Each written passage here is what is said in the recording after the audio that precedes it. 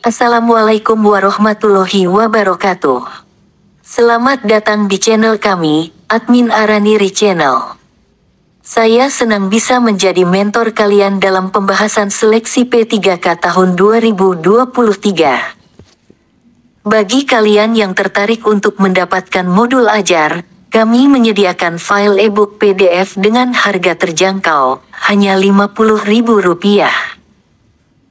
Modul ini berisi ratusan soal pembelajaran yang dilengkapi dengan pembahasan lengkap, termasuk soal teknis kompetensi bidang, TKP, TIU, TWK, manajerial, sosiokultural, dan wawancara untuk semua formasi jabatan. Oke, sebelum kita memulai pembelajaran, mari kita awali dengan berdoa sesuai dengan keyakinan masing-masing. Sekarang, mari kita lanjutkan dengan tema pertama yang akan kita bahas. Berikut adalah 20 soal pilihan ganda dengan kualitas HOTS Higher Order Thinking Skills sesuai dengan FR 2022 untuk formasi jabatan analis kebijakan ahli pertama pada seleksi penerimaan pegawai pemerintah dengan perjanjian kerja. Kita masuk dengan soal pertama. 1. Suatu kebijakan dianggap memiliki kualitas baik jika A. Sesuai dengan kepentingan pemerintah. B. Efektif dalam mencapai tujuan. C. Dapat memuaskan semua pihak terkait. D. Memiliki draft yang rapi dan tersusun dengan baik. Jawaban yang benar B. Pembahasan, kualitas baik dari suatu kebijakan dapat dilihat dari tingkat efektivitasnya dalam mencapai tujuan yang telah ditetapkan. 2. Proses pengambilan keputusan yang melibatkan partisipasi publik dalam merumuskan kebijakan disebut A. Decision making. B. Public participation. C. Policy formulation. D. Policy analysis. Jawaban yang benar C. Pembahasan, proses pengambilan keputusan yang melibatkan partisipasi publik dalam merumuskan kebijakan dikenal sebagai proses formulasi kebijakan.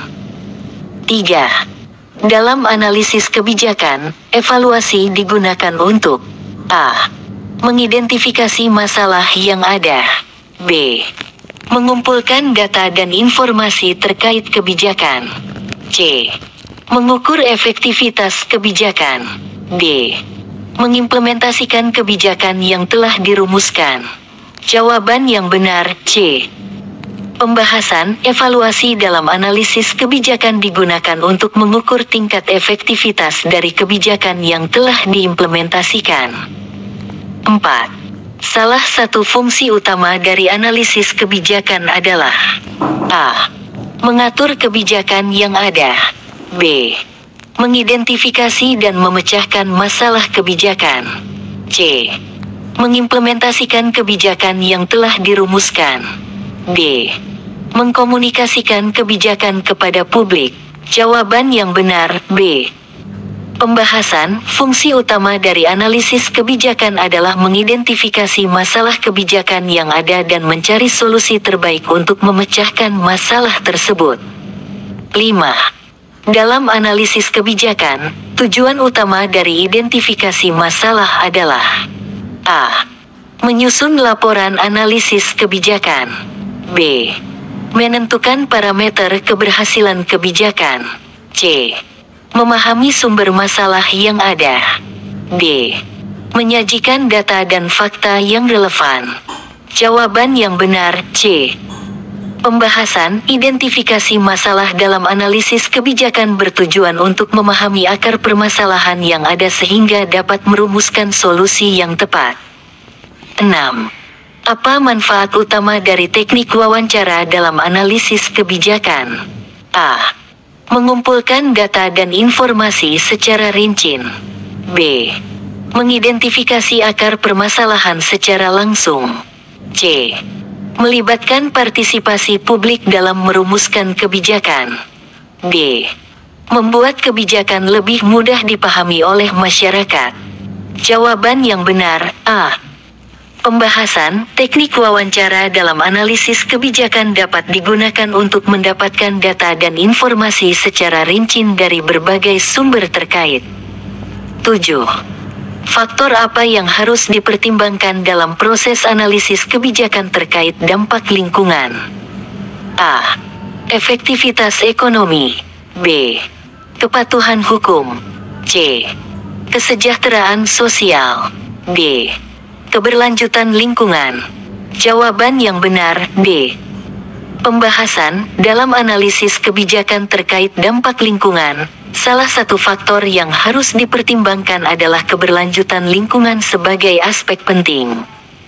8. Peran akademisi dalam analisis kebijakan adalah A. Menyusun rekomendasi kebijakan. B. Mengimplementasikan kebijakan yang telah dirumuskan. C. Memberikan pandangan dan penelitian objektif. D. Memonitor dan memantau pelaksanaan kebijakan. Jawaban yang benar, C.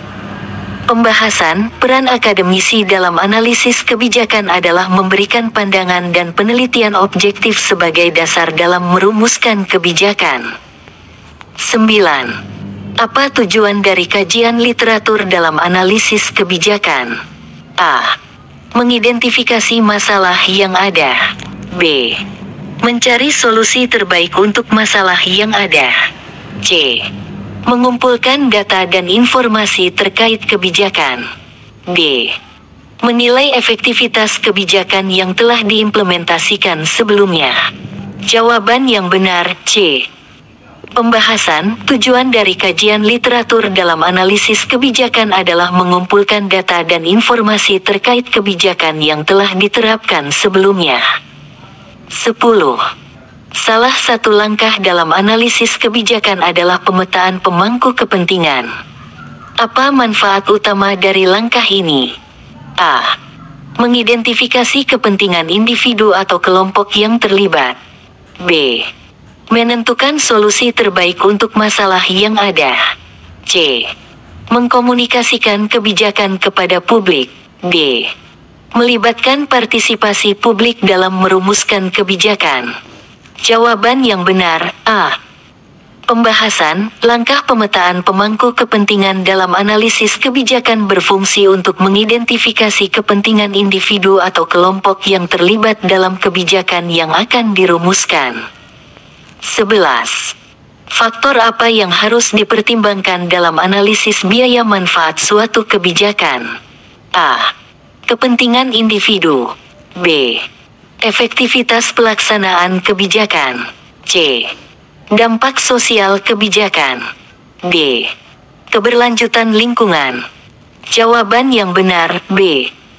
Pembahasan, salah satu faktor yang harus dipertimbangkan dalam analisis biaya manfaat suatu kebijakan adalah efektivitas pelaksanaannya. 12.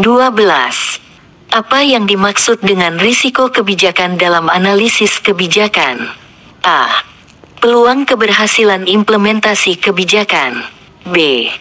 Dampak negatif yang mungkin terjadi akibat kebijakan yang diambil. C. Usaha yang dilakukan untuk memantau dan mengevaluasi kebijakan. D. Tantangan atau hambatan yang dihadapi dalam merumuskan kebijakan. Jawaban yang benar, B. Pembahasan, risiko kebijakan dalam analisis kebijakan mengacu pada dampak negatif yang mungkin terjadi akibat kebijakan yang diambil. 13. Salah satu alat analisis kebijakan yang digunakan untuk mengevaluasi dampak sosial suatu kebijakan adalah A. Analisis SWOT. B. Analisis stakeholder. C. Analisis cost benefit. D. Analisis kebijakan publik. Jawaban yang benar, B. Pembahasan, analisis stakeholder adalah alat analisis kebijakan yang digunakan untuk mengevaluasi dampak sosial suatu kebijakan terhadap para pemangku kepentingan. 14. Salah satu teknik yang digunakan untuk mengumpulkan data dalam analisis kebijakan adalah A. Observasi. B. Survei. C. Wawancara. D. Semua jawaban tersebut benar. Jawaban yang benar, D.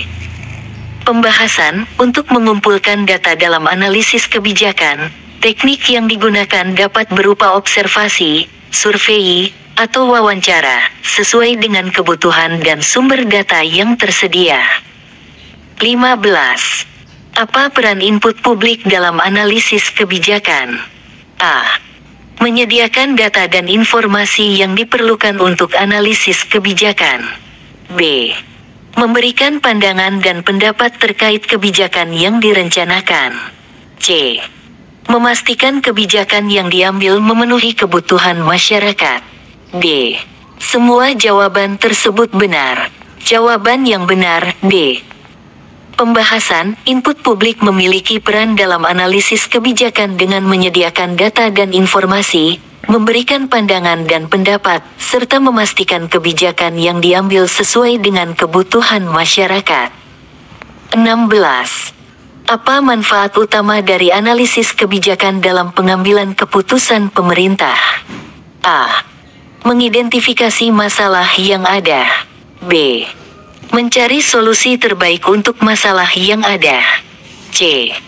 Mengukur tingkat efektivitas dari solusi kebijakan yang diambil. D. Menjamin keberhasilan implementasi kebijakan yang diambil. Jawaban yang benar, C. Pembahasan, analisis kebijakan berfungsi untuk mengukur tingkat efektivitas dari solusi kebijakan yang telah diambil sehingga dapat memberikan dasar bagi pengambilan keputusan pemerintah. 17. Salah satu prinsip utama dalam analisis kebijakan adalah A. Akuntabilitas. B. Transparansi. C. Kesetaraan. D. Inklusi. Jawaban yang benar, B. Pembahasan, prinsip utama dalam analisis kebijakan adalah transparansi, yang berarti bahwa proses tersebut harus terbuka dan dapat dipahami oleh publik. 18. Peran apa yang dimiliki oleh pejabat pemerintah dalam analisis kebijakan? A. Merumuskan kebijakan yang baru. B. Menyediakan data dan informasi yang diperlukan. C. Menilai efektivitas kebijakan yang telah diimplementasikan. D. Memantau pelaksanaan kebijakan yang telah ditetapkan. Jawaban yang benar, C. Pembahasan, pejabat pemerintah memiliki peran dalam analisis kebijakan dengan menilai efektivitas kebijakan yang telah diimplementasikan dan melakukan evaluasi terhadap kebijakan yang ada. 19.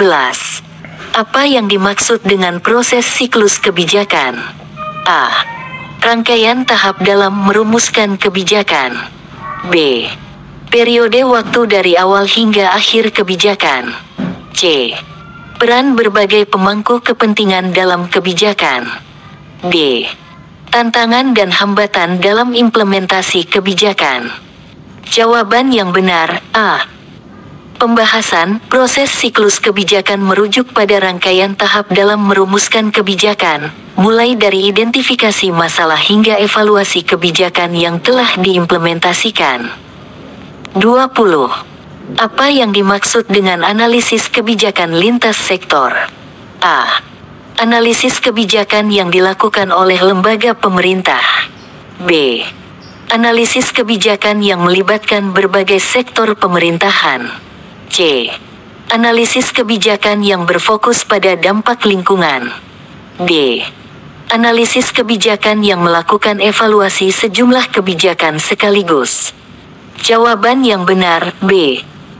Pembahasan, analisis kebijakan lintas sektor adalah analisis kebijakan yang melibatkan berbagai sektor pemerintahan, sehingga kebijakan yang dihasilkan lebih terintegrasi. Terima kasih sudah mengikuti pembahasan seleksi P3K tahun 2023 di channel Admin Araniri. Semoga materi yang telah disampaikan dapat memberikan manfaat dan membantu kalian dalam mempersiapkan diri menghadapi seleksi tersebut. Jangan lupa, modul ajar yang kami tawarkan masih tersedia dengan harga terjangkau. Jika teman-teman berminat, Silahkan hubungi kami di halaman deskripsi video ini.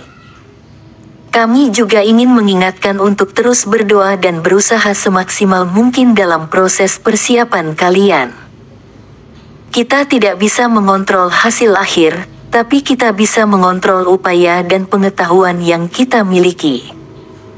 Percayalah pada diri sendiri, dan terus berjuang untuk meraih impian kalian. Terima kasih atas partisipasi kalian dalam channel kami. Sampai jumpa di video-video berikutnya di Admin Araniri Channel. Tetap semangat dan jangan pernah berhenti belajar. Wassalamualaikum warahmatullahi wabarakatuh.